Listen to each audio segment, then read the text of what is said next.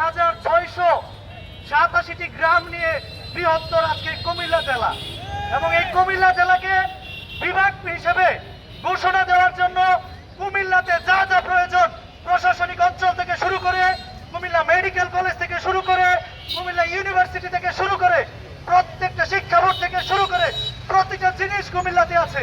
তাই বাংলাদেশ সরকারকে, অন্তর্বর্তীকালীন সরকারকে অনুরোধ করে বলছি, কুমিল্লাবাসীর দীর্ঘদিনের দাবি আপনি যত তাড়াতাড়ি সম্ভব কুমিল্লাবাসীর মনের আশা, কুমিল্লাবাসীর প্রত্যাখ্যা, কুমিল্লাবাসীর দীর্ঘদিনের আকাঙ্ক্ষা, আপনি কুমিল্লাকে কুমিল্লা বিভাগ নামে ঘোষণা করবেন।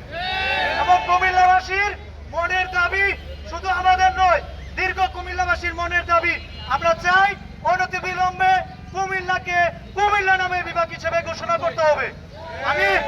আমি বলবো, অতি দ্রুত যদি কুমিল্লাকে কুমিল্লা বিভাগ হিসেবে ঘোষণা না করা হয়, কুমিল্লাবাসী আগামী দিনে রাজপথ থেকে শুরু করে প্রত্যেকটা জায়গাতে কঠিন থেকে কঠিন আন্দোলন করার জন্য প্রস্তুত আছে। আমরা